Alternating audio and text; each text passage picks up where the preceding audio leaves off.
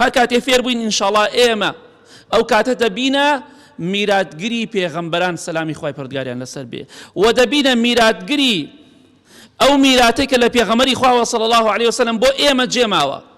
چونکە خۆشەویستی خوا صلی الله علیه وسلم دەفەرمێ ئین العولەماء وەرەثەة الأنبیاء، زانایان میراتگری پێغەمبەران سەلامی خوایان لەسەر بێت، هەموو پێغەمبەران صلاة وسلامی خوایان لەسەر بێت.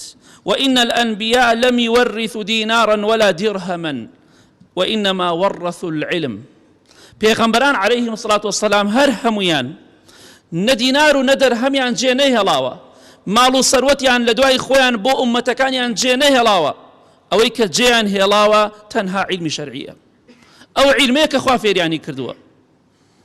بۆیە هەر کەسێک فمن أخذه أخذ بحظ وافر. خۆشەویستی خوا دەفەرمێ صلی الله علیه وسلم هەر کەسێک میراتگری پێغەمبەران بێ سەلامی خوایان لەسەر بێ ئەو عیلمەیان لێ وەرگرێت، ئەوە بەشێکی زۆر گەورەی دەستکەوتووە، گەورەترین بەشە.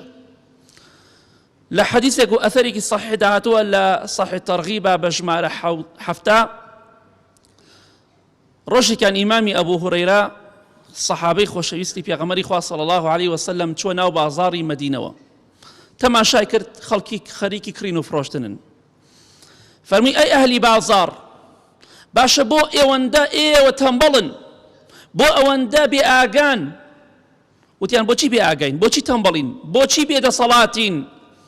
فەرمی میراتی پێغەمبەری خوا صلی الله علیه وسلم تەوزیع و دابەش دەکرێ و ئێوەش بە خۆتان لێرە دانیشتوونە. وتیان باشە لەکوێ تەوزیع ئەکرێ میراتی پێغەمبەری خوا صلی الله علیه وسلم؟ فەرمی لە مزگەوتی پێغەمبەری خوا صلی الله علیه وسلم. کە کاتێ ئەهلی بازار گوێیان لەم قسانە بوو، باسی دابەشکردن و تەقسیمکردنی میراتی پێغەمبەری خوا دەکرێت صلی الله علیه وسلم، ئەوان بە پارە و پول تێگەشتن، بە ماڵ و سەروەت تێگەشتن. یەکسەر ئەفەرمێ فەخەرەجوا سیراعا إلى المسجد، بە پەلە بازاڕیان چۆڵ کرد و ڕایان کرد بۆ مزگەوت.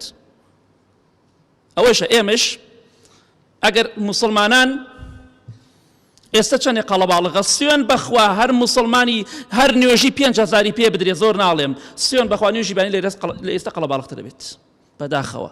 ئەو بەڵگەی لەسەرەوەی ئێمە ئەهلی دنیاین.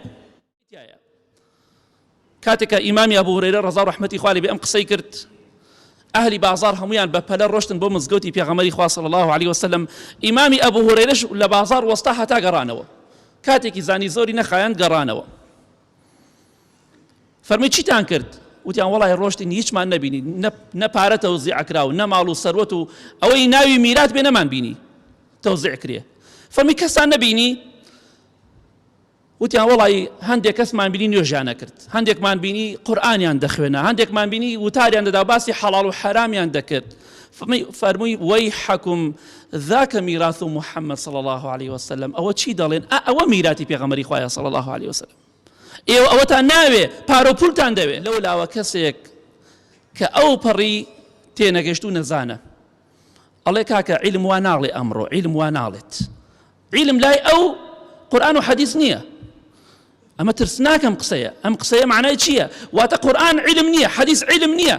ئەمڕۆ عیلمی پێشکەوتو وا دەڵێ هەر عیلمێک مخالفەی قورئان و حەدیث بێ لای ئێمە جەهل و نەزانیە، بە عیلمی نازانین. مەڵێ عیلم وا دەڵێ و خوا وا دەفەرمێ پێچەوانەی یەکن. هەر شتێک پێچەوانەی فەرمایشتی خوا و پێغەمبەری خوا بوو صلی الله علیه وسلم، ئەوە جەهلە، نەزانیە، نەفامی، عیلم نییە، پێی مەڵێ عیلم. پێغەمبەری خوا فەرمێ صلی الله علیه وسلم فڵان شت بکەن، وەڵا ئەمڕۆ عیلم ئەڵێ مەیکەن، ئەوە عیلم نییە، ئەوە جەهلە، ئەوە نەزانیە، ئەوە دژایەتیکردنی دینە، بە عیلمی مەزانە، ئاگاداری و خاڵە بن. عیلم واتە قورئان و فەرمودەکانی پێغەمبەری خوا صلی الله علیه وسلم، ئەوە عیلمی ڕاستەقینەیە.